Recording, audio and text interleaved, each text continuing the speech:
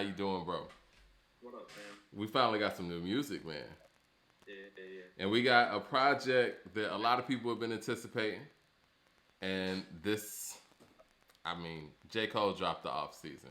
And I think, like we said a couple of weeks back, it seems like the mainstream is opened back up. Nicki dropped a few songs too. We're going to get to that as well. But as we welcome everybody into the room, we want to talk the off season first off. And what was some of your reactions just hearing the off season? Once you press play and heard Killer Cam's voice on the intro, 95 South, what were some of your thoughts? The immediate thought was okay. Like he's thinking about his project Okay. immediately. He's putting pieces together. That's not normal for a project like him. We already knew that the production list was probably going to be different. Mm-hmm. So the first thing I immediately noticed was the way that he was putting it together and that the production was a little different. And what was interesting about the production is it feels like all the producers still kind of stayed in his lane, in his pocket, but you can still hear that it's different production going on, which you and I have talked about, I think is kind of like more of a necessity for him in order for him to be considered where a lot of people have. It's interesting because I think that he was been listening to the public. A lot of people have talked about, the fact that he might need some other outside producers. That's what kind of separates himself from, again, his contemporaries, Kendrick most notably known. Shout out to everybody coming in the room. Let us know what your favorite track is on the album so far. It's K Hustlin said, I've been waiting for this review. Well, wait no longer, sir. We got a lot to talk about. Jay JJ the writer says, "Yo, what up, JJ the writer?" And I can't say your name. B Mumford said, "What's good?" According to what's good, y'all. Listen, man. The intro off top. How do you like the "Come Home with Me" sample? It's interesting that "Come Home with Me" came out today, 19 years ago, and I think that Cole approached those records aggressively. I think overall, I was listening to what you were saying offline. I think he made an album that people could ride to. That's what it was about. Oh yeah, Johnny Gray says applying pressure. Applying pressure was tough. Now I will say that, and I got my notes here. Applying pressure was tough. Off the top, man, what was your favorite song on the album? Uh, Top three. I usually do a top three because it's Okay. so hard for me. It's very rare on an album that I hear a track where I'm like, that record. Right. I mean, even with Conway from King to a God, Jesus Christ has kind of grabbed me like that. But Lemon and Juvenile Hell are still so close to it to me. But Mm-hmm. on this album, so I usually pick three tracks. The ones that stand out to me on this one are Applying Pressure, Pride is the Devil, and Okay. Let Go My Hand. Yeah. You know what? My personal favorite was probably Pride is the Devil. A lot of people are saying that "Pride is the Devil" is their favorite song on the album. Why in particular would you go there? I think it's him. I think Pride is the Devil and Hold on. K Hussein says he can't hear you. Can you turn your volume up just a little bit? We want to make sure we hear everything you got to say. Can you hear me now? I can hear you a little better now. Yeah. I'm in a different. It's my bad. You know what I mean? No, it's all good. Mic more. You kind of froze. Yeah, I hear you better now. You kind of froze up for a minute, but I think it's gonna work out. All right. Yeah, they're giving the thumbs up. I think they can hear you now. So yeah, why would you say "Pride is the Devil"? I mean that's what I would like to say. Cole is in pocket on that track. Mm-hmm. I think that's the Cole that feeling people love, and the beat is dope. It's got his harmonizing tune to it. You know what I mean? It's got his flow and his lyrics and his delivery to it. The beat is tough. It's what I would say is like a classic Cole record. It's one of the better songs he's made, like period, in my opinion, actually. And just some personal things to it. What was funny about this album is just for me is that you can tell that Cole is a grown man in a different space. Mm-hmm. There's a lot of references to God on here. Yeah.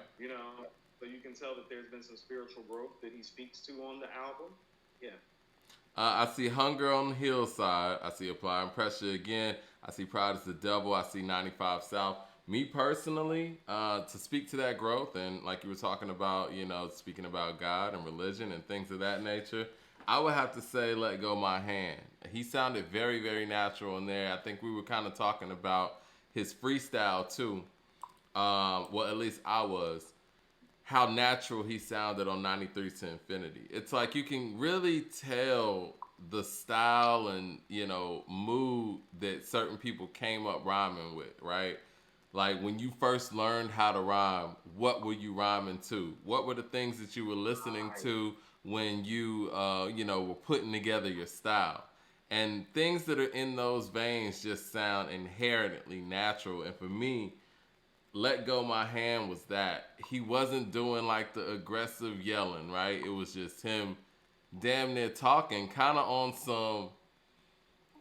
some 97 Bonnie and Clyde shit, like, M was, and it was like, it sounded very conversational, very natural, especially the part where he was talking about, his son. And yeah, I mean, I think that record really pulled me in, and I pinpoint that one because when I heard that one, I was like, I want to hear more of this. I think that Lil Baby showed out on his appearance, and I just saw somebody post online that they felt 21 killed him on there, even though I think 21's verse was very personable. I mean, I think in collaborations like that, you don't really have anybody like who's murdering whatever on the track, but I think that 21 was very personable, and you could tell both 21 and Lil Baby really stepped up, and they really look up to Cole as an MC based on how they approach their appearances too. No, you can tell they both took their appearances on his album very seriously. West Side Atlanta getting a lot of love. That was good, and Yeah. the placement of it kind of kept the vibe going. So that's what I mean. He got a little bit more strategic with this. You could tell he was thinking even with the placements of those songs. I could see like why he placed them there. He wanted a certain vibe and a certain flow and a certain knock to go with the album.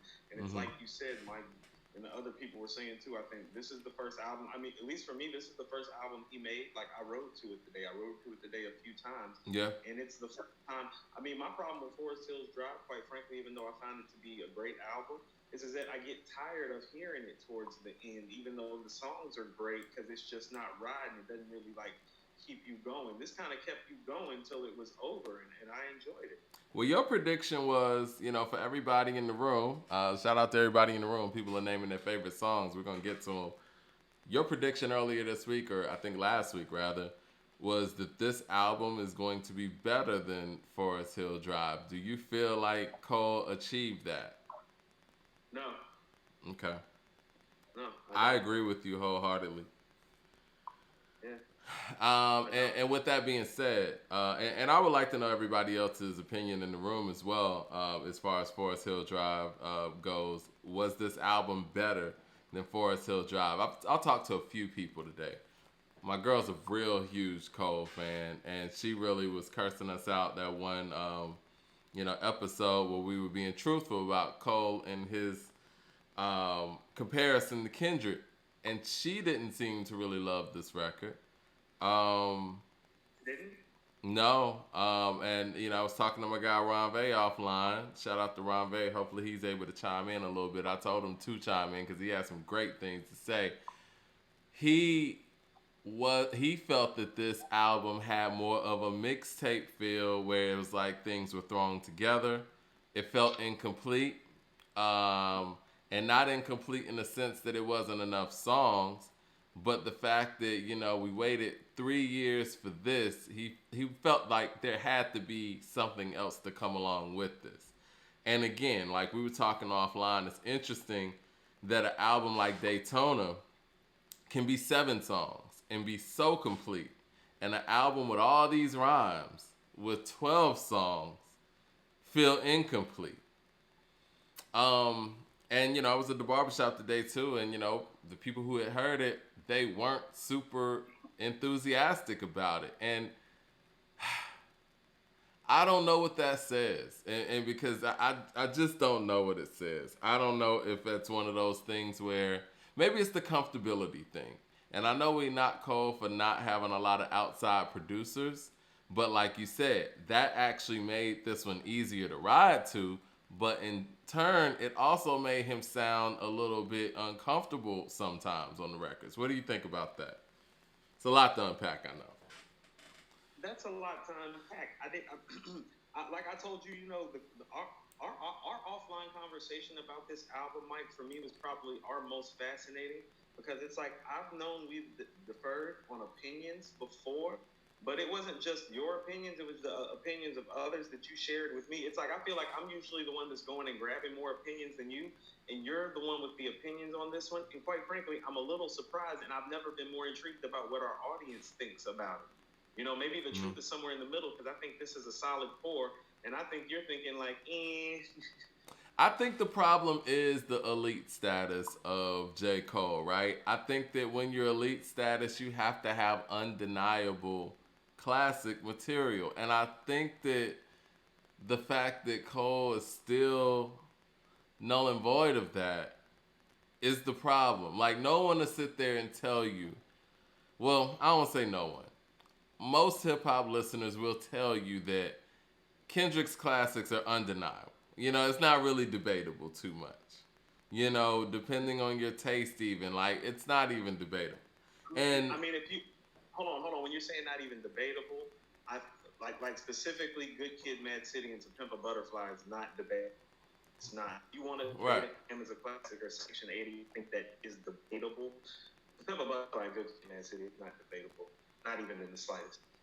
it's not. And, you know, and I think To Pimp a Butterfly is more about taste too. But with Cole, it's like you have the people who are really into him, and then you have the crowd that says he's boring. And I feel like he was really answering that Cole is boring crowd from the production choice to the features. And again, I think on a technical level, on the technical aspect, he did a great job, you know, delivering.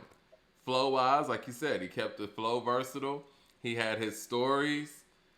You know, the rhymes were there. But it's that age old thing, man. Like I always tell you about, I think this is the best example ever. Illmatic and It Was Written. And it's like, Nas is clearly a better rapper on It Was Written, but the songs are just so much better on Illmatic. You know, and it's like, I don't feel like Cole has had that effort where the songs were just The World Is Yours great. You know?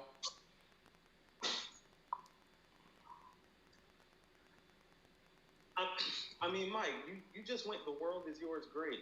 Like, but we're talking about an elite MC. Now, if we put, Mike, The World Is Yours is the type of song that makes people want to rap. Like, I personally attest to that. Like, so no, he hasn't done that. But I mean, you're right, Mike, to a degree when you say that it's like some of the eliteness is undeserved if you look at the catalog, but he's not the only MC we can say that about. You and me have been having a lot of Method Man and Jadakiss conversations. Do you think that J. Cole maybe deserves to be more in that category because of his catalog? No, I'm sorry. Method Man? No, I mean, I'm just asking because you know, in terms of like MCs who are considered elite in their era and their time, whose catalog solo-wise necessarily may not say that. Right, I got you.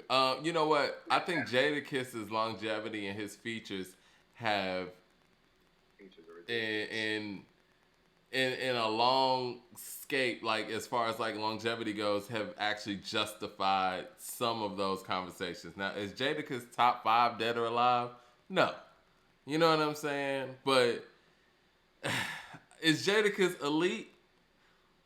Yes. It's like now we have to qualify what elite means too. So is that what this conversation is about? So is that where this is turned to? Because this album isn't a classic or better than Forest Hills Drive. Is how elite is Cole conversation?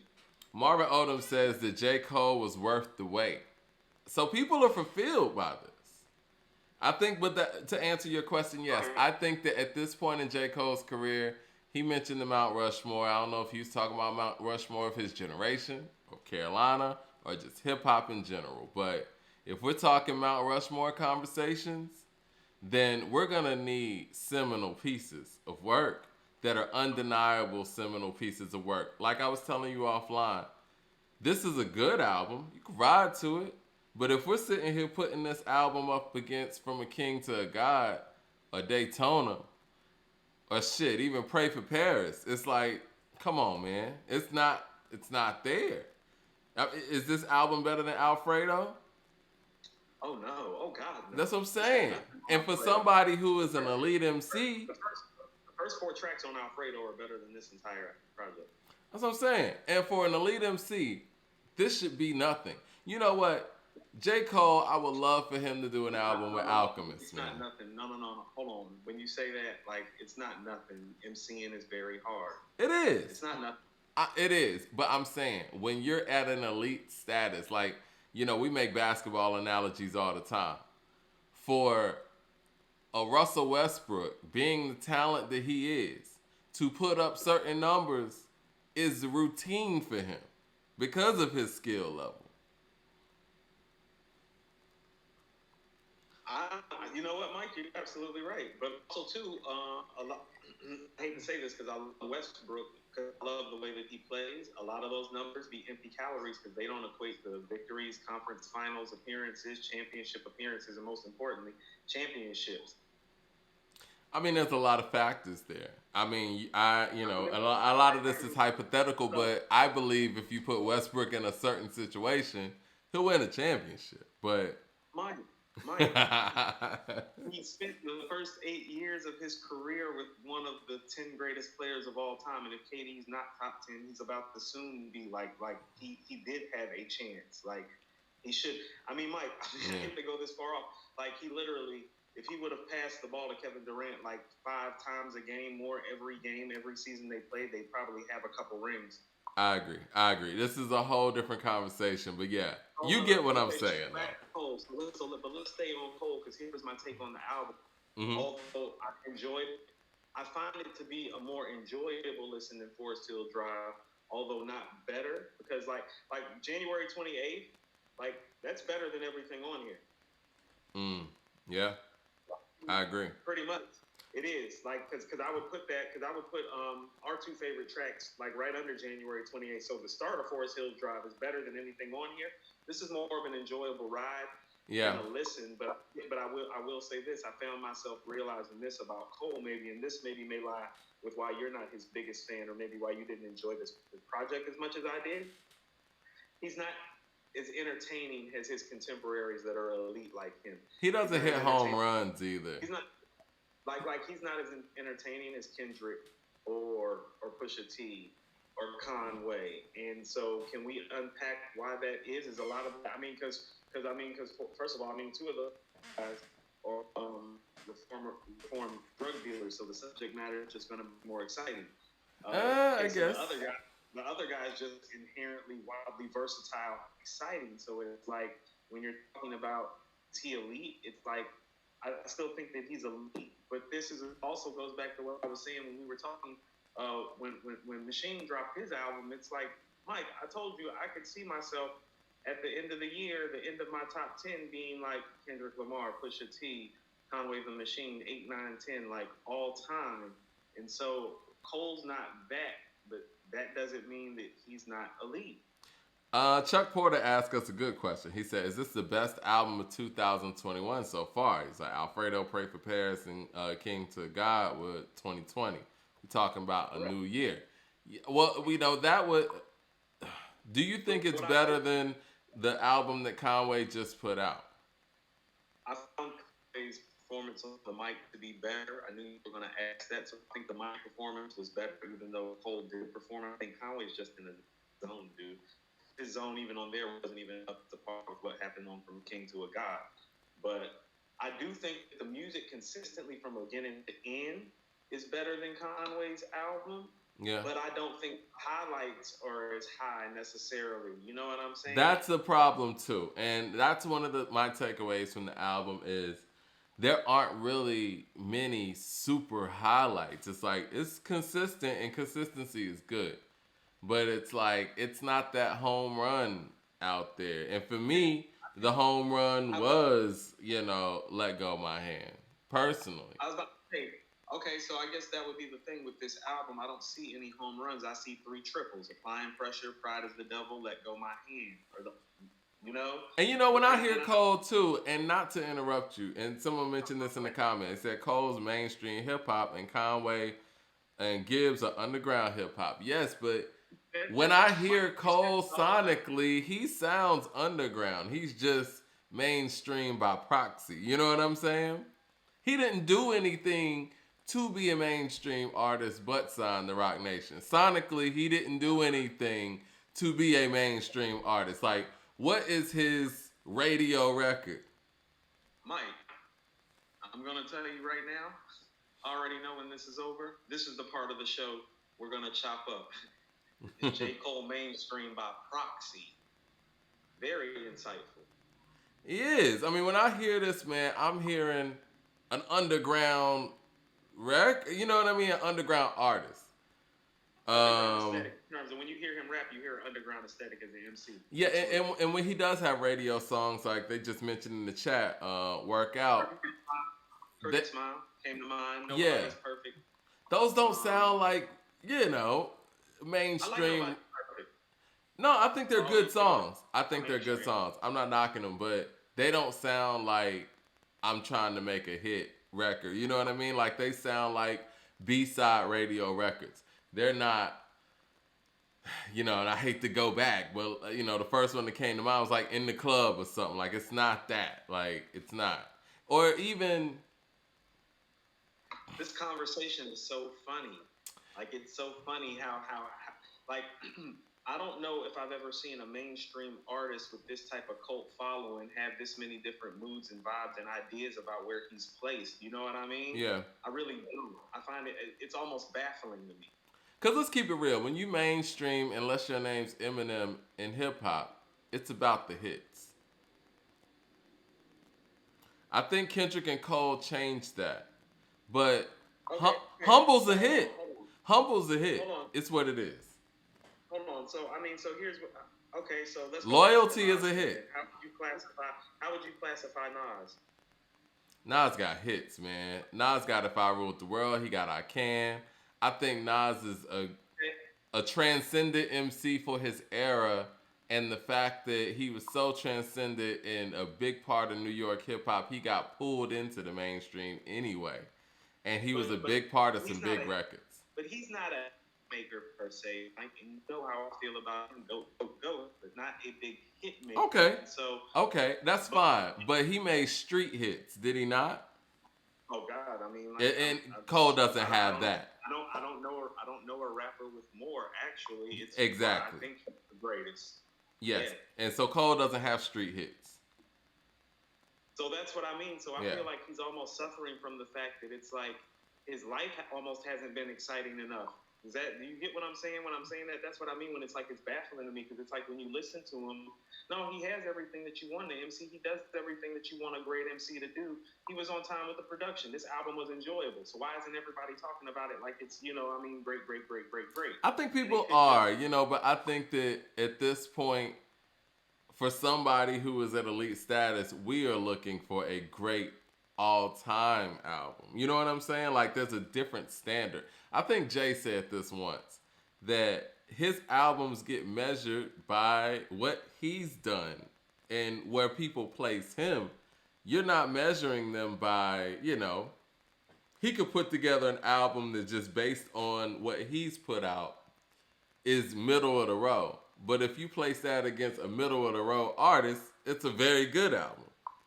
It's different standards here. And, go ahead. Let's try to place it properly. Okay, so you don't consider him to be in the MC conversation of a Method Man or a Jadakiss, correct? I do not. No, I do not. Why would I? Why would I would be the question. Why would I? Okay, fair. No. I'm just trying to gauge a few things so I can frame the conversation properly. Okay. So here's my next question that I thought of. Does Cole have an album that's better than Tikal? Do you think Forest Hills Drive is better than Tikal? Yeah, I do. Okay, so the catalogs are comparable is what I'm saying. Method Man's also a Wu-Tang member, so he's a little different, I think, yeah, he's a Wu-Tang member, and he's a big part of Wu-Tang. And his hook game is crazy. His features are crazy. Okay, so I'm just saying all of this to say that it's like, Method Man and Jadakiss haven't given us those seminal classics, and they're inherently better MCs than Cole. So maybe we need to be scaling down the expectations, is what I'm trying to say. Well, the thing about it is those guys have been a part of seminal classics and classic moments. And you mentioned Cream a lot. You mentioned Ice Cream. I mean, can we pinpoint any point where Cole is a part of that? No, that's what I mean about scaling it back, because Okay. when we have to classify him, what I keep finding out and what we keep having to navigate around is that the guys who have material like him, in terms of like the catalog being comparable, we find those guys to be better MCs. As far as his contemporaries, we find them to be better MCs who make better albums. So maybe it's time to start scaling back expectations a little bit, and maybe what we're going to get is consistent fours for him, and maybe Forest Hills is like his 4.5 and the closest that we're going to get to it. It might just be time for us to start looking at it realistically, and that's not like a bad thing. Like, he's not a dope MC having a great career making dope projects. Like, this is a dope project. It's a solid four to me. I think, and it is a dope project. It's a solid four, and I don't want to take away from that, just us having this conversation. But I know when we were talking last week, this was really about his jump. Really, it's like this album's gonna tell us. At least that's how I felt. This album's gonna tell us where he is at this point in his career, especially after that freestyle, because he showed that lyrically he was on point, he was focused, he's rapping at a very high level at this point. I personally feel like this album that we got today, the best album that we're gonna get from J. Cole. I don't think it gets any better. So I'll actually say, when you were talking about Ron B's comments about how there has to be more, I hope there actually is more if this is what the ceiling is, and that he has something in the works following up this in a few months that's going to top this. Because I am going to say this, I enjoyed this project. I definitely liked it more than you. It's still not enough, though, for where he's placed, because he's getting placed with Kendrick and Pusha T and now Conway. So yeah, he's gonna have to deal with that. Listen, man, like, and not to interrupt you, people in the chat who are J. Cole fans, they, they're murdering us right now. They are murdering me. But at the end of the day, I want to hear the murderous thoughts. I want to hear the murderous thoughts. No, I do, because it's like, I mean, understand, I'm giving the project the 4, so it's not like I'm saying it's. That's bad. what I'm saying. It's hard to make a rap album. It's 4 out of 5. Especially at this point in your career. When you're 10 years in your career, it gets even more difficult. What I'm saying, and I'm not saying that the project is whack or anything like that. I think the project is solid. But at the end of the day, we can't sit here and act like it's Daytona level, from King to a God level. There's levels to the album and output. And we're not just going to sit here in front and act like it's the greatest shit ever just because of who it is. You know what I'm saying? Like, it is what it is. It's a good album. It's not all-time great. And at this point, I feel like this is the best album that we're going to get from J. Cole. I don't expect anything higher than this. And for me, on his all-time status, that's a problem. Okay, so let's try to frame this. Are people on there saying that it's a classic? We're getting those comments. You said what? People aren't saying it's a classic, aren't Yeah, they? is anybody in the... Because I think everybody's in agreement. I see Ron Vay checking in. Shout out to Ron Vay. I think everyone's in agreement that this is a 4. I see 4s. What do y'all rank this album between, from 1 to 5? Okay. Do y'all think it's a classic? I think everybody's in agreement with the 4. But it's not a very exciting 4. Let's just be real. So let's get in agreement with the 4. So last year was one of the best rap years ever. Okay? The Lox album was our number 6 album. I think that was our first 4. Like, if we're going from 1 to 6, I think the Lox album was number 7. And that was the first 4 we gave out. Is this album better than the Lox album? Man, it's interesting. It's a conversation. I don't think it is, but I'm sure that most people would tell you that it is. I think a good comparison would be the Busta Rhymes album, right? Do y'all really think that this album is better than Extinction Level Event 2? Because I don't. And I'm gonna tell you exactly why. There are about 5 or 6 tracks on Extinction Level 2 that I think are better than everything on here. 5 or 6. The intro to ELE is better than everything on here. Yeah. JJ Ryder says yes, it's better than the Locks album. Okay, that's Okay. one. Okay. No, no, no. I was just trying to gauge it. So understand where this album is that okay, so in a great year, it would be a top five-ish contender, but not a album of the year contender. You Yeah, know, I mean because I know that's why I people. was using the last album. So it's like last year, this album would have got placed probably about six or seven or eight. Yeah, so let's say hypothetically this album came out last year, and we're only saying that because nothing has come out this year. Let's just keep it a buck. I mean, you had Benny drop and you had Conway drop, but they do that anyway. Last year we had From a King to a God. You had Alfredo. You had Pray for Paris. I mean, that's three right there. Do y'all think it's better than King's Disease? Do y'all think it's better than Extinction on Level Event 2? Yeah. I mean, let me go through our 2020 yearbook real quick. I'm gonna go through the Oh, Mike, the 20 Mike, list. Mike, I can go through it. One, Pray for Paris. Two, From a King to a God. Three, Alfredo. Four, King's Disease. Five, Okay. ELE 2. Six, The Price of Tea of China. Seven, Okay. Living Off Experience. Eight, The Allegory. Nine, Black Thought. Right. I see Boldy James here. The Price of Tea, A Price of Tea in China. Not better than The Price of Tea in China. It's not. Yep, the Allegory, Detroit 2. I put it somewhere around Detroit 2. Detroit 2. Yeah. That's where I Yeah. put it. I think better than Detroit 2, though. I do. Mike, I would actually put it a notch ahead of Detroit 2. Yeah. I thought Detroit 2 was good. I think that, Big Sean did what he does. But again, that kind of goes back to a conversation that Rob A was having with me earlier.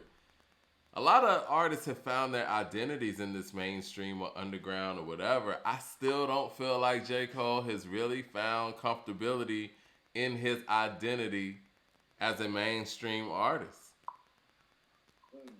Big Crit had his identity, signed his deal, released his major label stuff, and then stopped, his deal or whatever, and went back as an independent artist and went back to his identity.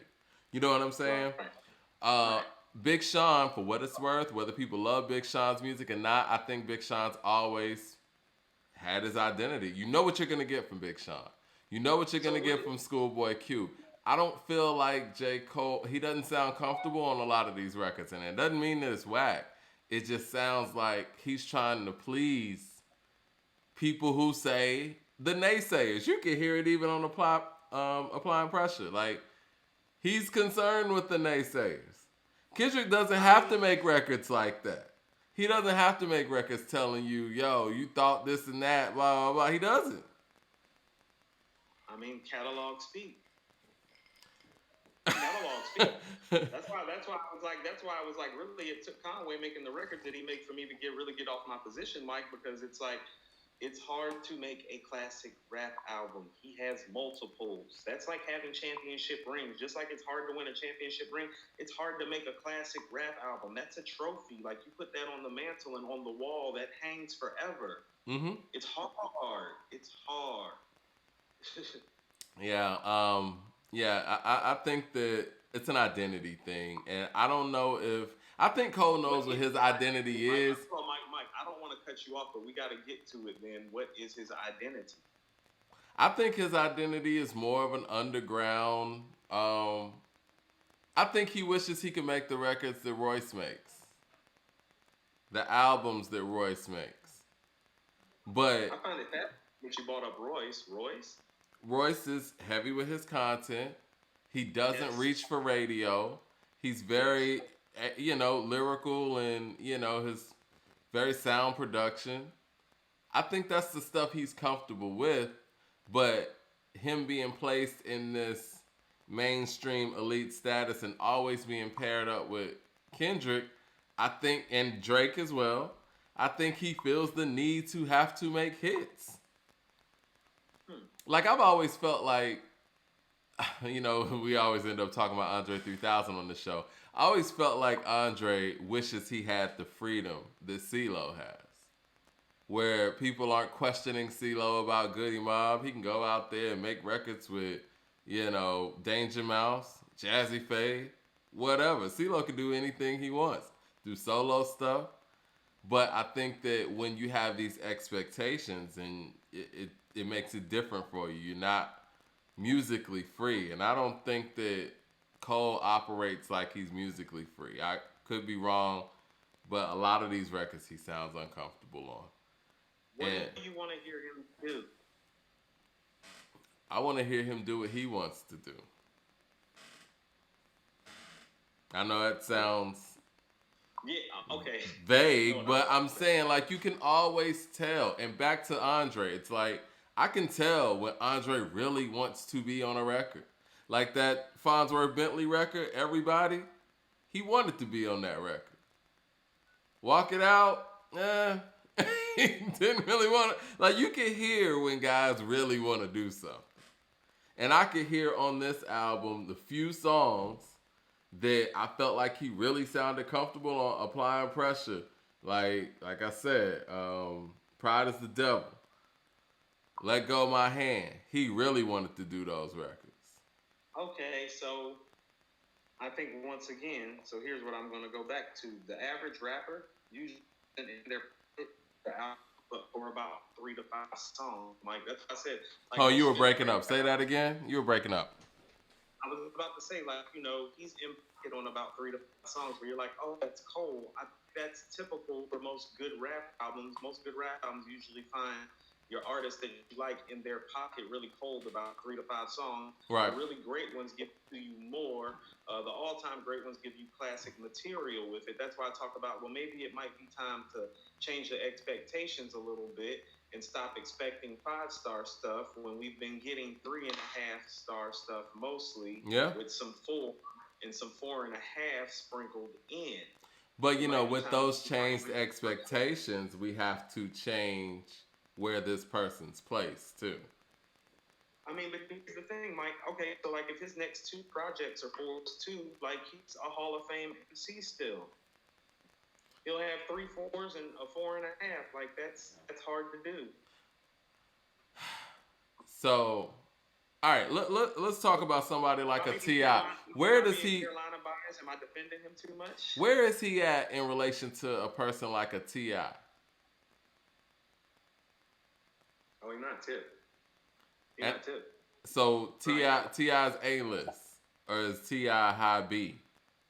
We're talking about elite. When you consider T.I.'s A-list, T.I.'s elite. I told you, Mike, like if you go look at his material, if you go look at some of his raps, if you go look at some of his songs, you can stand a lot of his best stuff up against the all-time greats. That makes him all-time great. He's the most versatile MC to ever come out of this region. Okay. Well, you know what? Cole's from the South. Cole's top 5 in the South all time? No, but it's the catalog. You don't think Cole's top 5 in the South all time? I'm a catalog guy, Mike. You know I'm cataloged with it. like you better be like Mike. You need to be breathtaking for you to supersede somebody's catalog. That's why I'll tell you, it's like, oh, Jay's more consistent than Nas, but not as breathtaking. And not so the GOAT. who you got? Who you got in the top 5 of the South then? Like all time? All time. We're talking right. I'm about to say we're talking right now. Of course, Cole. Like, no, I'm talking all time.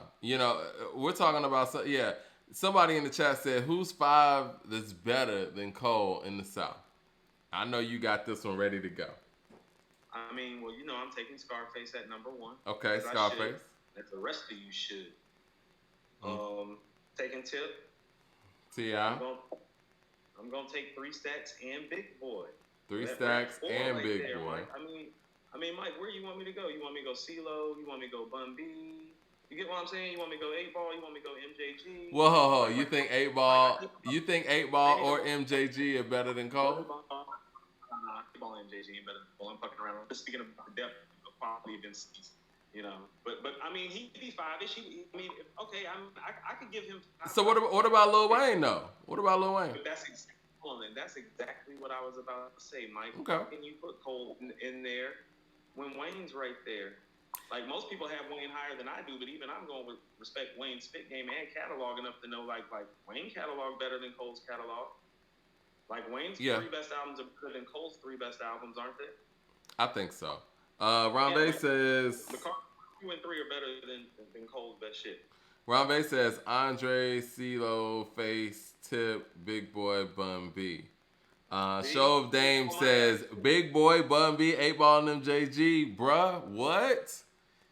He doesn't. So you don't think the Big Boy, Bun B, 8 Ball, MJG are better than Cole? Look, that's an interesting discussion, man, because Hold on. If you want to say 8 Ball and MJG aren't better than Cole, I'll give it to you. But if you think we Bun B had better than Cole. Because I know you put Bun B in the top 5 last week or week before. right. Okay, so like when we're getting to that fifth slot, for me, it's like Wayne's right there, Bun B's right there. You could put Cole right there, so he's somewhere there for me. But like I mean, anybody for me that like thinks that like he deserved to be mentioned with Scarface, Tip, Andre, or Big Boy, need to go check the catalog.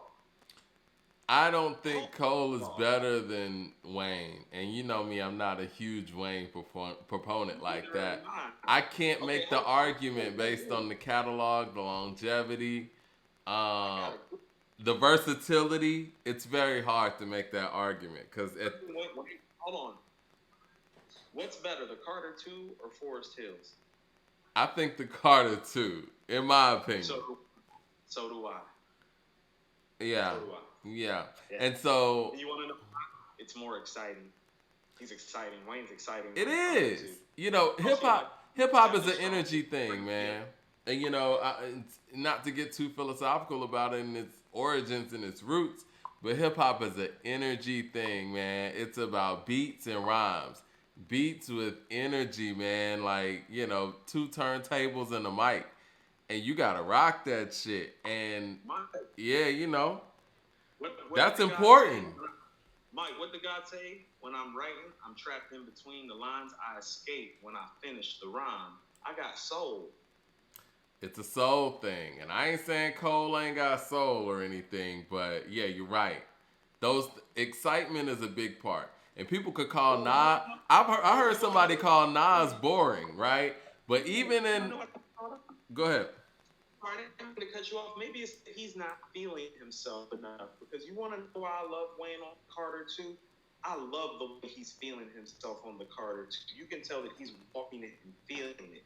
Like he's feeling like he's all-time great. And thereby, all-time great performances started happening on the mic on that album. He was feeling himself on the Millie too. You know what I'm saying? Walking around that set. Yeah, it's like I got it in the bag, and I've never seen Cole swag like that. No. Yeah, so like he was 7 feet tall, man. Right? No. Yeah. Yeah, like Wayne was rapping like he was 7 feet tall, 6 foot, 7 foot, 8 foot. Yeah, I don't think anybody's gonna tell you that Cole is better than Wayne. Now I've seen people say that Cole's better than T.I., and I think they're basing that straight up on lyricism, but I strongly disagree. Maybe I'm biased. You know, because I saw the whole glow up. Lyrically, I would give Tip a slight edge. If you wanted to call a tie, that's fine. But then let's go to catalog. Let's go to street records. Let's go to hit records. Well, that's all going in Tip's favor, isn't it? I think so. All 3 of those. Albums, hit records, street records is all going in Tip's favor over Cole. Let me ask some of the Cole fans out there too, because I know we're talking about hit records and all that, but what? I mean, Mike, do people consider Virginia? I mean, like Virginia's Southern to me because I'm from North Carolina, but I know Pusha T and Malice have always had more of an East Coast aesthetic. Could that be the vibe in North Carolina and Virginia a lot? That's why Cole kind of sounds some of the way he does too. I told you it's a lot in New York. Pusha T's a Southern MC to answer your question. Yes. Oh, well then let me reframe my list. We're gonna go Scarface, Pusha T. Pusha T. Cole's definitely not making it in the top 5. Definitely not. Well, what I was gonna Mike, Scarface, Pusha T, Big Boy, Andre, call it a day. What are some of J. Cole's? Still got Bun and Wayne, so he ain't even gonna get like top 7. You're not even gonna be the first or second man off the bench. You're gonna be the 8th man off the bench. So what are some of Cole's? What are some of J. Cole's street hits for all the people in the chat? Like, what are some of J. Cole's street hits that he got where it's like these are just, it didn't even hit the radio like that, but everybody know them, they street records. Like how Kendrick has, I would consider Money Trees a big street record. Woo! Mike, I mean, you know, that's one of my 5 favorite Kendrick records, and I think one of his 5 best songs. Money Trees is a definite street anthem. Does Cole have a Money Trees out there? Okay, see, here we go again about the placement. This is why I want people to really listen to what I'm saying about scaling back the expectations. Mm-hmm. Regular rappers, even great rappers, don't make record like Money Trees. I'm just saying. I'm saying, like, you bought The World Is Yours and Money Trees. Those ain't regular rappers. Those ain't regular records. I'm just bringing up. I want to bring up street records, like, you know, even when was this on Drake's album All Me? Drake had All Me with Big Sean and 2 Chainz. No video, nothing. 0 to 100, Mike. 0 to 100, yes. No video. Yeah. Does Cole have a 0 to 100? It's a good question. I'm just saying, like, you know what I'm saying, like. You're asking valid questions, and you know I'm not I'm trying to be as fair as I can about the conversation, because it's like I told you I want him to win, but also too it's like you got to go take your victories too and snatch your trophies and put them on the mantle. So it's like I'm somewhere in between with it, where it's like, no, he's making dope stuff, he's great, but every time we get to comparing him to his contemporaries that he normally gets compared to, you start seeing some gaps. I'm seeing neighbors in the chat, and I'm seeing neighbors in the chat. Ooh, you want to know what? Oh, shout out to the Cole fans. That's a good one. Neighbors is a good one. I agree. Yeah, that's one of his best records. I agree. There we go. Fire Squad. I see Fire Squad in there. Okay. I don't think that's at the level of those other records, but yeah. Yeah, I think if Fire Squad came on at a spot, people would be with it. Yeah. I can see that. Maybe. But again, like you said, it's about scaling down a little bit, because like you said, that's not on Money Trees level, and that's not like on the All Me level to me. Love Yours is another one that's been mentioned. I like Love Yours a whole lot. I'll give Love Yours some love. 1985. 1985. Okay, here we go. Cole fans showing up in droves. I love it. See, that's what it's about. Wet Dreams. Wet Dreams was a... I like the record, but see, you don't like the happy stuff, and that's not really a happy record. I thought it was a good record. Every time I hear that record, it's a great story. I'm like, that shit too happy for me. Like, let's go ahead and go to the next one. I think Wet Dreams is a good record. I think that was more... No, that's one of those things. How about this? I feel about that record kind of way like I feel about I Can. That's great for your catalog. That's not what I want to hear right now. Put Made You Look Back on. Apparently is on here. We got No Role Models. No Role Models. There we go. Yeah. Okay. No Role Models. Mm-hmm. All right. Well, yeah. But yeah, I think we all are in That's what I'm saying. Like it's almost like he's done just enough to put himself in the conversation. That's why I mean, like, scale it back. He might be on the back end of these conversations, not at the front end like we keep putting them, unless he makes the material that reflects it. Would you like to see him do more features, or should he, just stay to himself? Hell yeah, Mike. One of my favorite verse from him, Mike, is his verse on Jesus Peace. Pray. His verse on Pray. That's my favorite Cole verse, Mike. Yeah. Let Nas Down is mentioned in the chat. ATM is mentioned in the chat. ATM anthem-ish.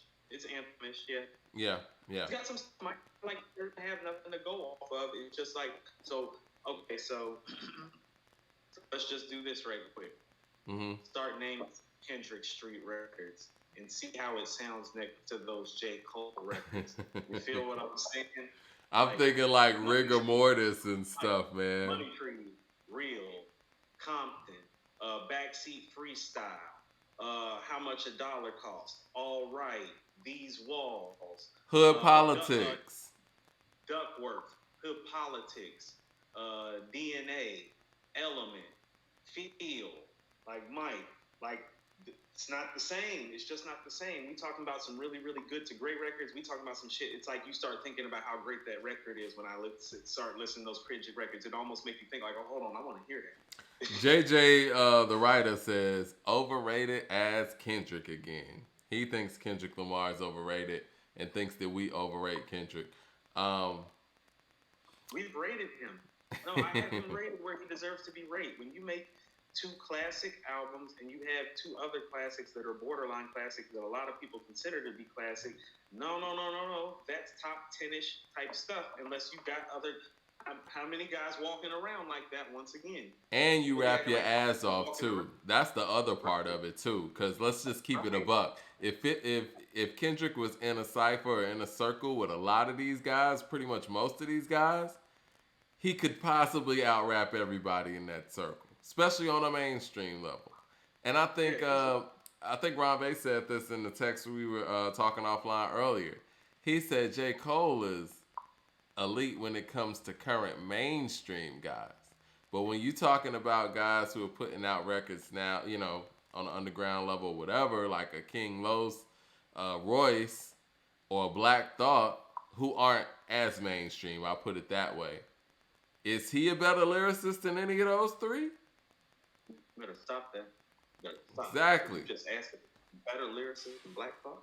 Don't ever say that. I don't know if Ever. there is a better pure lyricist than Black Thought, actually.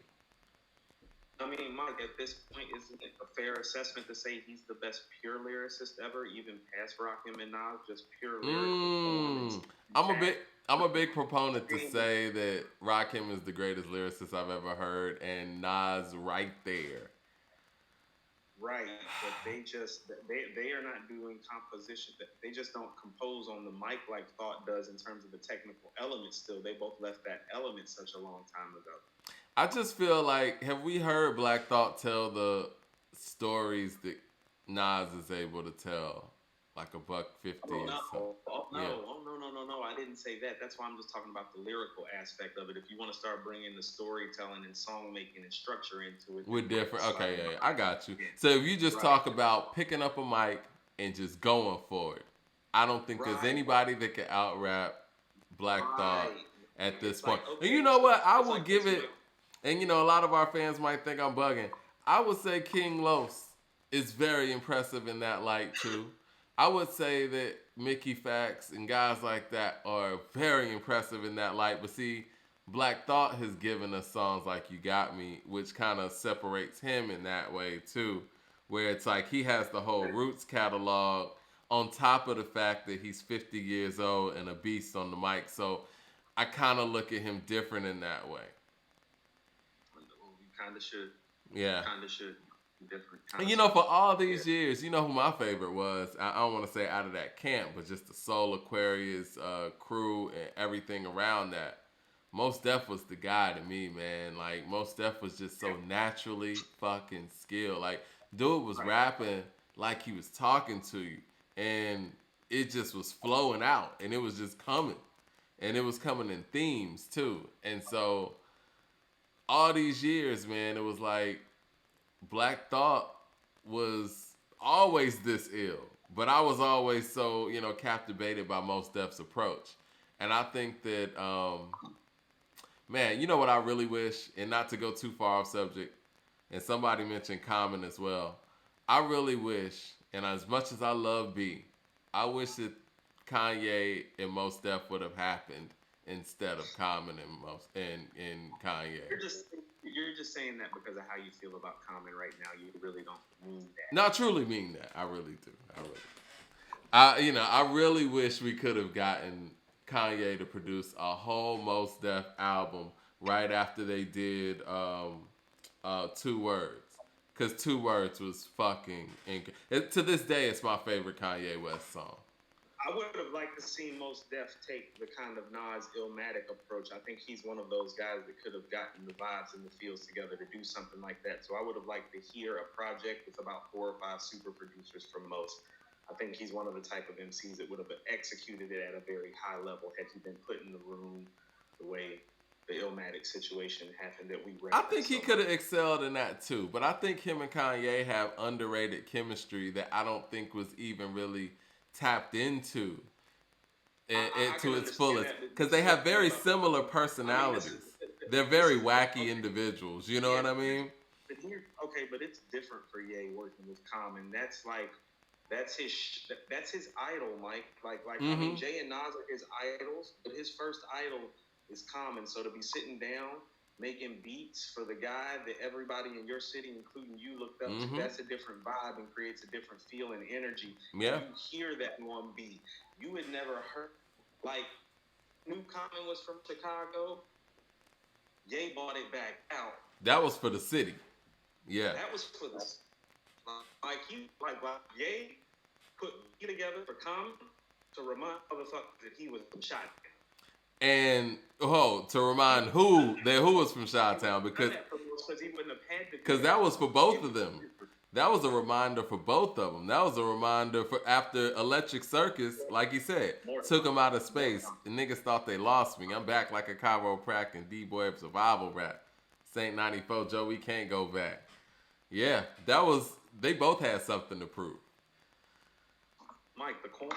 Oh, it was on. Like when I heard it, I was like, "Oh, he taking that nigga home." Man, and Kanye dropped Late Registration that same year too. Come on, man. You know, in a minute, people are gonna have to put some respect on Kanye's legacy's name. I know people feel whatever about the person, but the music and the if you want to call it, I mean, if Being Late Registration came out the same year, that's very Liquid Swords purple tape-ish in terms of epic production efforts in the same year. Yeah. And he was, doubling time where he was rhyming too. I mean, I think that when you talk about, as much as I like College Dropout, when you talk about the elevation of him as an MC from the College Dropout to Late Registration, it's such a level up. I mean, it's pretty amazing, man. Like, when I heard I think Diamonds was the first record I heard. And I heard that nigga, he was like, how'd he start that? He was like, close your eyes and imagine. Feel the magic Vegas on acid seen through East St. Laurent glass. I'm like, whoa, hold up. Who is this guy? That's not the guy that was struggling to catch some of the beats. Right. I'm trying to catch the beat. Right. He was different. And then, he came through in Gold Digger, which was a hit record with messages and everything. He worked, Mike. He put in the work. That's why Ye be talking shit the way he do. Ye be out working dudes. Cutie the Bomb met her at a beauty salon with a baby Louis Vuitton under her in the arm and said, I could tell you rock. I could tell by your charm for us. Girls, you got a flock. I could tell by your charm in your arm. That's not basic. No. Have you seen her? My second, she was like sort of Gina for Lopez. I gotta take my bad ass and show it. He's entertaining and he's nice. BJ Light said Ghostwriter. Who wrote his stuff? All the people that folks claim wrote Kanye's stuff, he's nicer than. Let's just keep it real. Who wrote that? Consequence? I ain't never heard Consequence rap like that. I'm sorry. I'm sorry. Who wrote it? I mean the blasphemy, Mike. I mean, I just the funny part about that too, man, and that whole notion that Kanye has ghostwriters, Kanye literally raps the way he talks. Like, you can literally hear him talking in his raps. Mike, the stuff that he says is so unique unto him. Right. Mike, it's not even plausible. Right. It's not even plausible. That's like saying somebody wrote Dear Mama for Pop. Now, I will say this. That's like saying somebody will get at me dog for the DMX. And it's like, oh, that's X. Now, someone did bring up a good point in the chat. They said Saha did anything after 2012. Yes, now that's true. Saha has written some of the recent Kanye stuff, but the stuff we're talking about, like you said, that is so unique to him, that's different. I don't mean to any knock the Saha, but he's not part of any of Ye's classic shit because Ye ain't made any classic shit after 2012.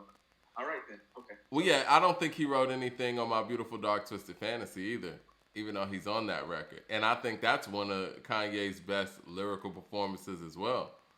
I think Late Registration and My Beautiful Dark Twisted Fantasy is him at his lyrical height. I was listening to My Beautiful Dark Twisted Fantasy the other day, just getting things together in the house. And I was like, man, this nigga is going there. Like, Mike, too many Urkels on your team. That's why your win's slow. Yeah, man. And that what was that line about the prisons open, the schools closed, the prisons open? Like, yo, man. And these are things that this guy talks about. So ain't nobody write this stuff for Kanye. I'm sorry. You roll the white girl and some Kelly rolls. Yeah, that's him, man. Even his verse on what's the Joy? Um, What? Which one? the Joy. This was on Watch the Throne where he was like Mm-hmm. the I twin said his. sisters. It was like what did he say? It's the witty stuff that Ye says. What did he No, say? no, he is super witty on that album. That album's still some hit. He was like some twin bit. I'll get to it, but yeah, I forgot exactly what he said word for word. But yes, the wittiness in itself, and you know what? I was talking about this verse on Daytona today. That verse on Daytona is brilliant. I won't feel right till I feel like Phil Knight. Going for Going 6 for million. 6 rings. What? Phil told Mike, 7 pill nights. You know what that feels like. No What? more hiding my song. Show him like Seal, right? What? How do you? Yo. I told you, Mike, you already know what my favorite record on Daytona is. I gotta hear what would Meek do every week, Mike. Yo, I gotta hear what man. would Meek do every week. Yo, Am and I too complex for Complex Con? everything Ye say cause a new debate. Listen how he talking, Mike. Like, he been out of touch. He cannot relate. His hallway too long. Bitch too bad. Gotta surrogate his kids. Get two dads. I be thinking, what would Tupac do? You be thinking what new kids on the block do. And that's not the best verse on the song.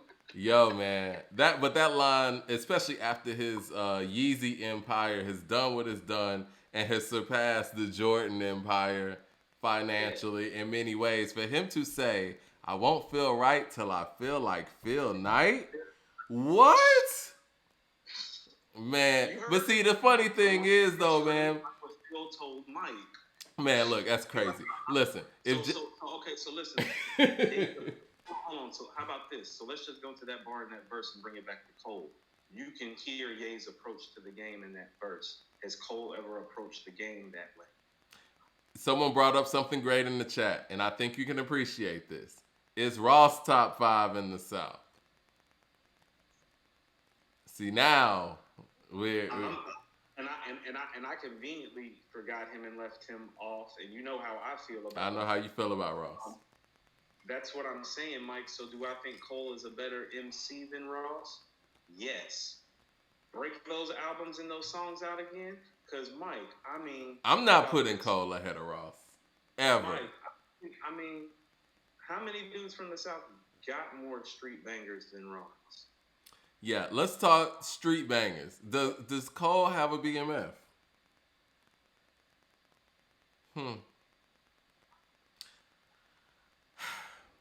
Any Rick Ross song that you're gonna name as a street banger is not. We have to be fair. We have to be fair, yeah. And you know what?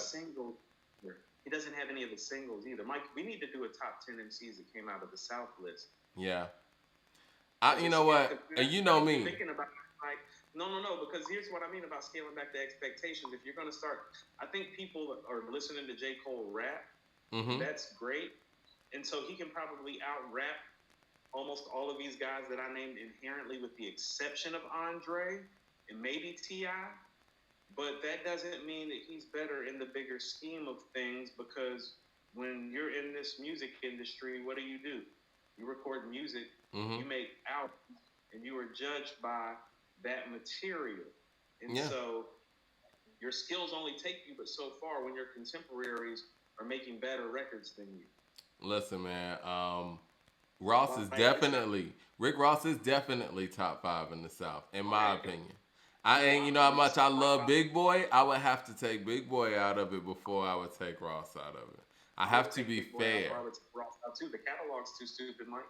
You seen the catalog on the verses, and time I got another 20-piece, and I was like, yeah, you got another 20-piece. You didn't pick none of my songs. Yeah, man. Yeah. So it's legit. What about Jeezy? In the South list, that might be our little Wednesday short next week. We might need to do a little top 10 MCs that come out the South. You want to do 10? Okay, I guess we would have to. I guess if we're including Cole, Pusha T, yeah, I guess we would have to do 10. Ross. Right, Cole, T, Ross, Scarface, Big Boy, Andre, CeeLo, Bun B. A lot of cats feel a certain type of way about 8 Ball and AG, Pimp C. Yeah. Right. Yeah. I love Pimp C, by the way, and I think I told you offline, I personally like Pimp C more than Bun. I understand that Bun's lyrically better, but Pimp C was my favorite in the group. Right. And I like MJG more than 8 Ball when I think 8 Ball is possibly better. Ooh, somebody says Jay Electronica. Is he in the top 10 of the South?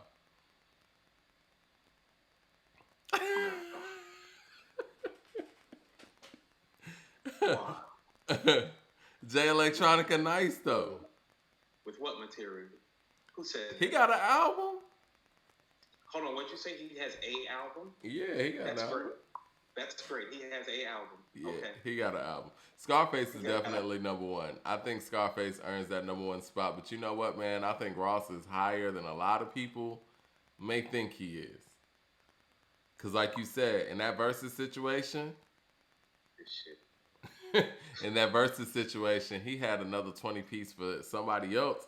And he took on 2 Chainz. And I think 2 Chainz has a dope catalog. I like 2 Chainz, and I like 2 Chainz catalog. Mhm. I'm not saying that chance against Ross is No. like that. It's No. just like that. No. When I saw that Chainz was doing it, I was like, man, it's like I didn't want that for Chainz just because I enjoy Chainz. He brings so much fun and life and color to the game. You know who would have been a better matchup for Ross? Believe it or not, I think it would have been a better matchup if Fabulous and Chainz went against each other, and if Ross and Jadakiss would have went. Yeah, I think that would have I been still- better. I still think the game is probably the best matchup for Ross because you want to know what Ross hits you with heavy tracks, and that's Yeah. where he wins a lot. But the game got that West Coast, like, you know what I'm saying? Like, game got some action for some of that. You know, I'm gonna be honest, man. Like when Game first came out, I wasn't a huge fan. I didn't understand the hype, but I think over time, Game might have the most underappreciated catalog in hip hop because we talk about Kendrick. You're appreciated. We talk about Kendrick. If they did a versus, if Kendrick and the Game did a versus, I got Game winning that one. I'm sorry, I do. Game makes better bangers, not better albums. Yeah. He's made enough great albums that you got a very valid point. Yeah, Game got bangers. I mean, Game's catalog is probably going down right now. It's probably the most underrated catalog ever, wouldn't you say? I think so. I think, you know what? I don't want to say hands down, but I think so. I'm very confident in that. And everyone in the chat is agreeing. Flowers about his catalog. I mean, Mike, and you and I know because we've heard the catalog. You and I have even argued about the albums from him that you prefer over the ones that I prefer, Mike. But I Mhm. mean, the documentary is a classic. I like Blood Moon, and no one likes that album. I like that album. Mike, it's not any good. Bigger Than Me is hard. I'm sorry. Really is hard. Bigger Than Me is dope. I love those records. Bigger Than Me is dope, but I mean, Mike, his record. I mean, album wise, I mean, if you go look at Game's albums, I mean, the documentary, Doctor's Advocate, LAX, Jesus Piece. Yeah. Ooh, Jesus Piece. Woo. Yeah. I like the Red album. I mean, I do. Too. Okay, so what I'm saying is I was just listing all his albums that are definite 4s. Yeah. All of those 4s and above, and he's got some 3s and 3.5s. You know what I mean? Most MCs with the depth of catalog like him has something like that in there. But yeah, he's got Smoke, Yeah. Kendrick, and Ross. Before we start, you know, and again, not shitting on Cole or anything. I think J. Cole's dope. Nice MC, nice guy, everything. But we can't elevate that to eliteness and act like the Game doesn't exist. So what? Cole's better than the Game? Why? Exactly. Why exactly would someone say J. Cole is better than the Game? I mean, Mike, I prefer the Game to J. Cole, so it's like I'm not gonna be the one that's gonna argue with you. I play the Game, like, you know. Born to Rap was fire too. That's what people saying in the chat. The documentary too is crazy. It was. 1992 was dope. Crazy. Gangbang anyway. The joint with Nas. The Crenshaw 80. Crenshaw Cocaine 80s. Gang signs. Watch us throw them out the window. Yeah, that was crazy. Dollar in a Dream. Yeah, Dollar in the Dream was dope. Hey, yo. Dream is bananas. Yeah. That's one of his best mic performances. Absol got off on that too. They El Chapo. They caught wreck on that track. Mike, even Yeah. the Throwback Primo track, the documentary too, his spit game's crazy on there. I like the You wanna know record how with the I- Whitney Houston sample. You want to know how I love the Whitney's? The way that he sounds on that record, it's like, and they kept on, you know, using the sample from his first album, I was like, that's not even the same rapper. That the rapper that's rapping on that track, yep, didn't have that type of breath control on. I think he's probably one of the most improved rappers ever too. Yes. Yeah. Yes. And he dropped a classic out the gate, and he's still one of the most improved rappers and kept actually making quality music from here on out. The Game might be the most underrated rapper in the game. Period. Does he have another classic, Mike? What do you think about Jesus Piece? I love Jesus Piece. I think Jesus Piece is like a borderline classic. Allah Boombaye is definitely a classic in itself. It's a classic, Mike. That's one of the best rap records, like posse-wise, ever. That's power, man. Like that sample, that Florence and the Machine sample is fucking crazy. Like, whoever. Mike, that's one of my favorite rap songs. Period. Like any era, anytime. Like you play that anytime. Yeah. That's when that beat drops, that's a gym record, man. You're in the gym. That's a special record, Mike. It is. Like because it's rare that MCs get together. And the chemistry comes off so wonderful. They're trading the mic off. The way Ross kind of faded in the middle and then faded out, and they just kept it up. Yeah. I mean, what if the game and 2 Chainz was going to sound good and the mic off and forth to each other? The Ross, who cooked that crack up? You know what? Hussein just said Rick Ross versus Fat Joe. But I'm with you, man. I think a Rick Ross in the Game versus would have been epic. Epic. They have very similar careers. Hold on. So listen to this. So we talking about Cole, right? Mm-hmm. And we've been just in the Southern MCs, and it appears that if we're just being honest and all things considered, that he's falling on the back end of the top 10, not even the top 5. Mm-hmm. And that's just in his region. And so when people are talking about him like he's a top 10 or 20 MC all time, and it's looking like he's in the back of the top 10 out of his region, scaling back of the expectations, maybe. Well, let me unpack that a little bit, because a lot of this stuff too is kind of generational.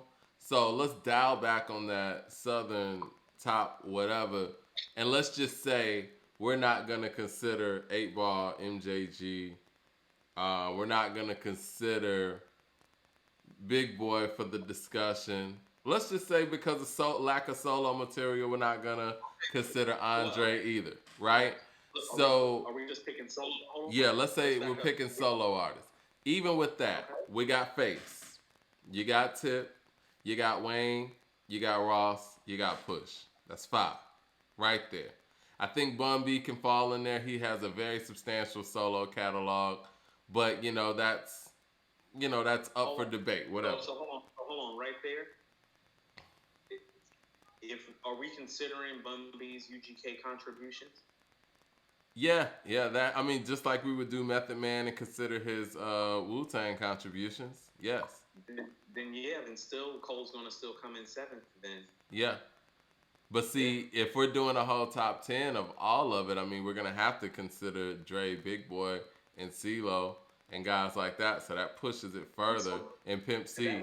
Mike, that's what I'm saying. That would put him at 11. We did for the region. Hussein says you got to take Push out, fam. You think Pusha T's not? Do you think Pusha T's not Southern, or do you think he just shouldn't be there? You know what I'm about to do. I think we all know how this is about to go. And happy belated birthday to Pusha T too, man. Pusha T's birthday was yesterday, as well as myself. So it is. Hey, happy. I'm about to say, Mike, give yourself some flowers. Happy belated birthday. I appreciate that. So I'm a little biased to Pusha.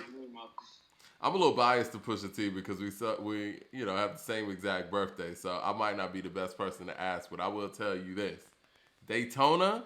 See, I got the vinyl right here, man. Hold on. Yeah, it's real, man. Like Daytona's real. So I'm like, love that cover, but yeah, I think the album cover is distasteful, but still don't like the album cover. Incredible album. And so no. So when he's saying take Pusha T out, you already know what I'm about to do. Like, go ahead. First of all, like Pusha T has classic material with the group. All right.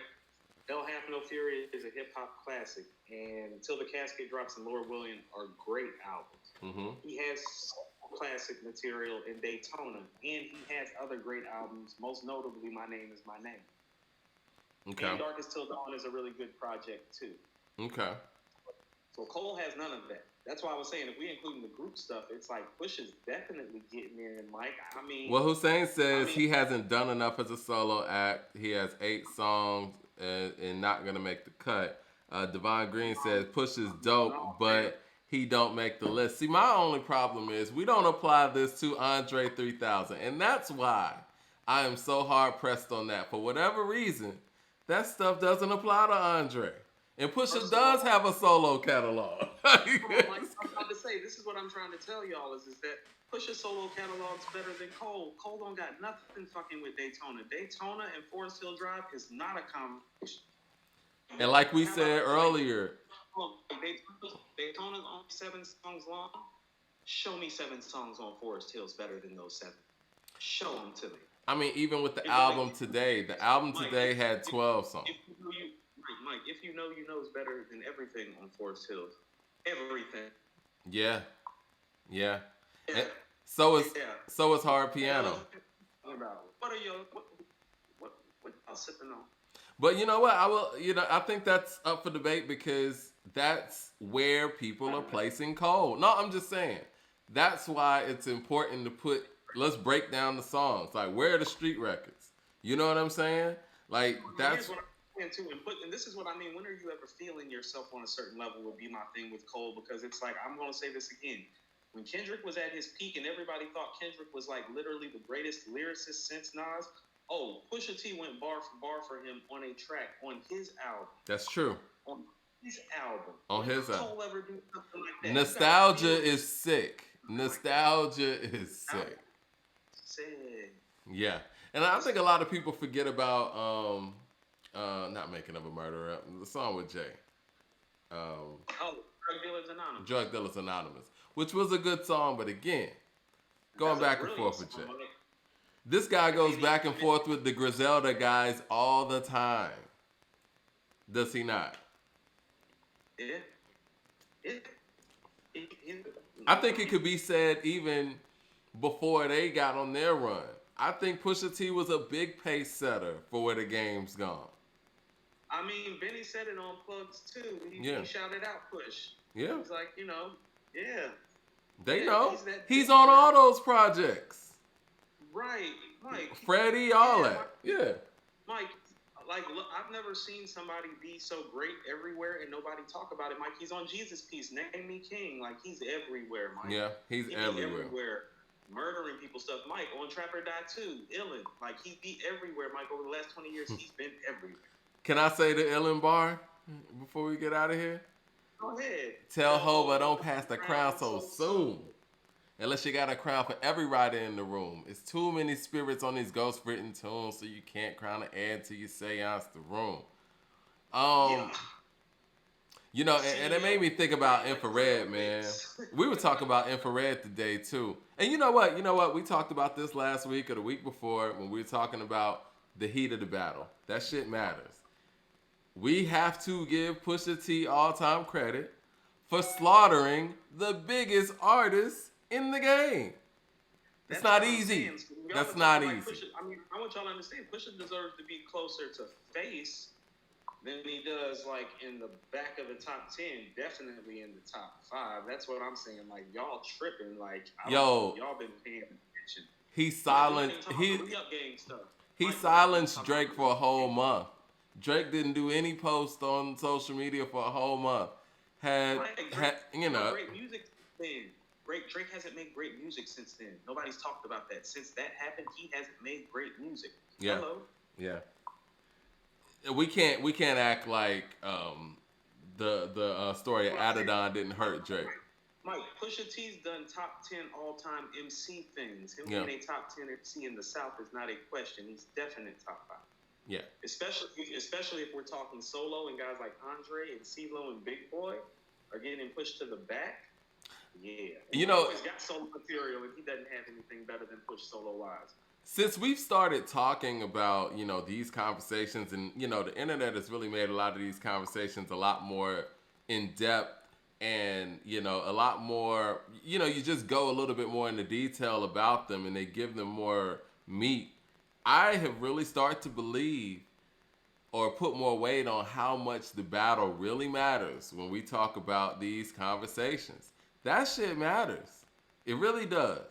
And like I said a couple of weeks back, I hold it against Wayne.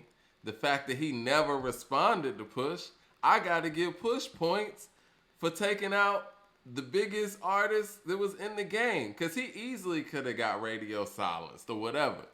Easily. So, Mike, so this is what I'm saying. I don't think people understand the two biggest selling stars from their era were on the same team, and he took them both down, and they couldn't do a goddamn thing about it with the entire game industry and all the politics of it behind them. They still couldn't fade him. He got Drake's album pushed back. He got the biggest artist in hip hop's album pushed back and silenced him on social media. When has Cole ever done anything that bossy to any other MCs? Push is a whole nother type of animal. How many people without a major mainstream following can do that to a artist of Drake and Lil Wayne's caliber? Period. He got to get credit for that. You know what I'm saying? And and I think a lot of people. So whoever said we slide and push a T out need to slide his catalog in and stop tripping. I mean, at the end of the day, man, to me personally, I thought the blackface was the more incredible find than, the kid thing. Like, the kid thing was whatever, and he was able to play on that. But that whole blackface thing, I'm like, Meek, where were you? Did you even try? Hey, he's a dude, man. He's special. Yeah, man.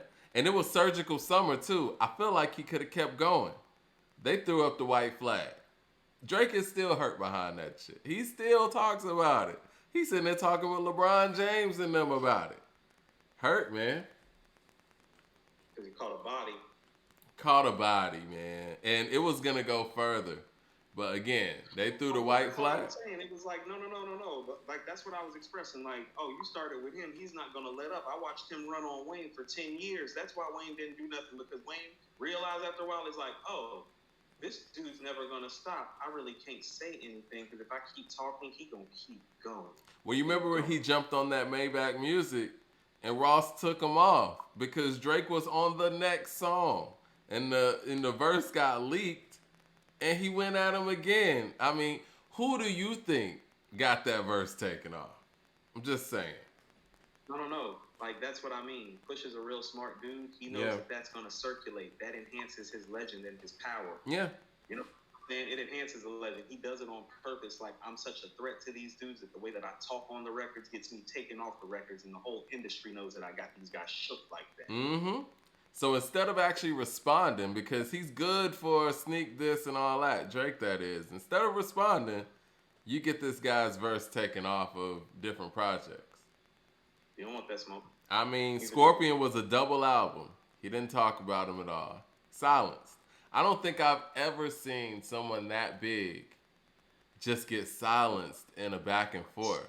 You know what I'm saying? Because usually those back and forths, they teeter out through years, through songs, subliminals, and all that. That one just shut down. So, Mike, let's just run the stats down again. He's got a classic album in a group with Hell Hath No Fury. He's got a classic soul album in Daytona. Mm-hmm. He stood right next to Kendrick's prime, bar for bar. He took down Drake and Wayne at their peak, and he not in the top 5 in his region? That's what I'm saying. Like, know your shit. Yeah, he is. Well, Hussein says, so can Pusha do it again without Ye? Why does he have to do it without Ye? Mike, Fury got made with the Neptunes. He can do it with anybody. That's what I mean when I say, oh, he's been everywhere, Mike. Yeah. He's been with Baby and Lil Wayne. What happened to that boy? Ugh. Another soul lost. Had to make his shirt match my ox blood colored Porsche. Ugh. The blood match Porsche. Blood is tints. It reminded me of them. Glistening wrist on chiller. Gun in my same palm. A gorgeous killer.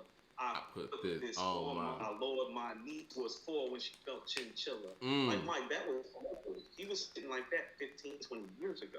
Well, Hussein, we got to at least say this, right? Let's give Pusha T credit for the longevity. I don't think I've heard somebody, well, very few guys sound this good Yep. 20 years into their career.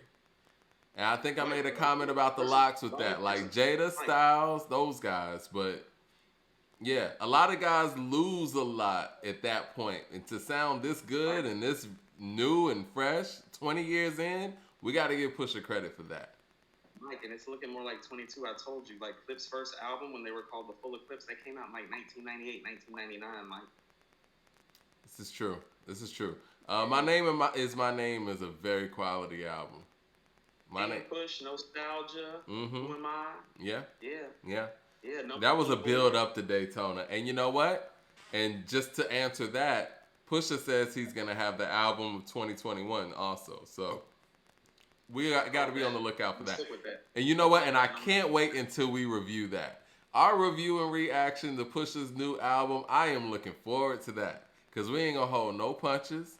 And you know what? The off season's going to be on the table too. Because, you know, we're talking 2021. So Pusha, please drop that record. What do you think about that new DMX album that's about to drop? They're dropping DMX on the 28th. I think I sent you a text. They got a song with Jay-Z and Nas on it together again. Nas is on 2 songs on there. Alicia Keys is on the album. Griselda's on the album. Lil Wayne's on the album. Bono from U2 is on the album. So, sounds like they really loaded this thing up. You looking forward to the new DMX album? Do any of these posthumous projects really go the way that we want them to? They're saying that these people recorded with DMX before he passed. So, Swiss is telling people that Bono was in the studio with DMX and, you know, all this stuff was happening anyway. I find it hard to believe. Jay and Nas had all these years to work with X. It never happened. But, you know, whatever. Maybe it did. I mean, Nas worked with X, Jay worked with X, but I feel what you're saying. You know what I'm talking about after he was the hottest motherfucker in the game. I'm talking about, you know, when he was trying to, you know, do his thing without Def Jam. No. I get it. I'm just not a big fan of those types of projects. I mean that even because I mean a lot of those tracks, you know, I don't want to hear no bullshit, Mike. I don't know how else to really put it. No, I hear you. Well, the Locks are on there as well, and I think that, you know, that one makes sense because again, he was on the Locks album that came out last year, Living Off Experience. So I think we saw that and probably the Griselda collaboration coming because he was speaking highly of Griselda. We seen him out there with Benny, you know, Benny playing him music and all that stuff. But as far as, you know, the Jay-Z collaboration, I'm going to say this. I expected it after hearing the news, but, you know, I don't think that was going to happen if X would have lived to see his release. I'm sorry. I don't believe it. There's nothing out there for me to believe it. I mean, Mike, and I was trying to think to myself, I was like, when the hell the last time somebody got 2 features out of Nas on an album? Has that ever happened? Never. I know that when Nori dropped his first album, they originally did 3 tracks together, but only Body and the Trunk made it, I think. Yeah. But Nas doesn't do 2 features on anybody's shit. Anybody. Is this a possible album of the year contender in your prediction? Do you think this is going to be something that we hold high in X's catalog and in the year, or do you think this is going to be another one of those Biggie Born Again things? That's what I'm afraid of. I hope it's not that. Yeah. Biggie Born Again is just like it. I seen what they was trying to do. It just didn't work well. You know, I want to hear. How about this? Since we're speaking of that album, I want to hear more tracks like "If I Should Die Before I Wait." You know, like that was one of the tracks where they put the artists together, but it kind of fit the theme. They hit the mark. They spit the. You know what I'm saying? With my hands gripped, praise the Lord, shit. You know what's interesting to me, and the people who attended the listening party for this album, it's called Exodus, by the way. The people that attended the listening party, they said that, you know, everything was, you know, made because he was going to be coming out with the album anyway. So it's not like they're not considering it like a posthumous release. They're kind of considering it like a Machiavelli. But I find it odd that they are using a younger picture of X as the cover. It's like, did he not do any recent pictures for the album then? They probably, I mean, okay, you know, Mike, when you're putting your album together professionally for these labels, I mean, the photo shoot is something that literally might happen Right like before. on a Wednesday when the album drop on Monday. So probably wasn't at that stage. You know what I mean? That's a Okay. whole day. It's like, okay, album's done, been engineered, mixed down, doing press. Okay, let's get this photo shoot and this photo off done for this final drop. You know what I'm saying? That's a fair point. I would like to hear some unreleased X stuff on there though. Mike, I mean, what you just said was more encouraging, but I'm just going to be honest too. He wasn't making, like when I heard him on the Locks album We last said year, this. I wasn't encouraged by it. We said this. He did, and God bless the dead. But I think I said on the show last year that it just lets you know how it gives you a lot of respect for how good the Locks sound 25 years into their career, because that stuff's not easy. And just like what we were saying with Pusha T, to sound better than you ever have 20 years in the game, that's to be applauded because it's not easy. He made his best material in his 20th year in the game. Who does that? Yeah. I think the Locks possibly made their best album 23 years in the game. What was that, 20? Yeah. I mean, as a group, as a collective. Yeah, it's a collective effort, so there's a little bit different on the scale in terms of how you measure it. But yeah, like that's special stuff. So I hope that X was in a good place. I personally have always loved him. I consider his first albums to be classics. He's one of the few guys that I feel like actually has 2 classic albums. So I'm interested to hear what him and Nas put together, because I do believe that even if that wasn't put together in the same place, same time, I think that one would be able to adjust to the other. I think if Nas heard certain songs that were coming from a place from X, he could be able to match it. Now, I don't know, just off of hearing Sorry Not Sorry, I'm not really sure what a Nas, Jay-Z, and DMX song is going to be about in 2020. He doesn't have those, Scarface cryptocurrency stories. No. Another B. Both of those guys are too intelligent about place the game and too intelligent as MCs. I think they're gonna get on his level when we hear that record. I think it's gonna be on his level. So they're gonna have to get back into, They're gonna have to, But with that being said, man, you know what I put your hoodies and Timbs on for that track. I hope so, but at this stage in the game, I don't know how natural that's gonna sound for them. You know what I would have liked to have heard though, no matter what it sounded like, I would like to have heard, if Jay was gonna be a part of it, a Jay, Ja Rule, and DMX song. That's what I would have liked to have heard. Now see, I don't even care how that would have sounded, you know what I mean? But the fact that, let's do this. Yeah. That's what I would have liked to have heard. Mm-hmm. Seeing Nas and Jay on a DMX record, whether it is what, it is or not, it comes across as opportunistic, and especially coming off of Sorry Not Sorry. Unless you guys are going to come out with an effort together, I think it just makes more sense to do a Jay, Ja, and X collaboration, in my opinion. Like, let's close this thing off where it started.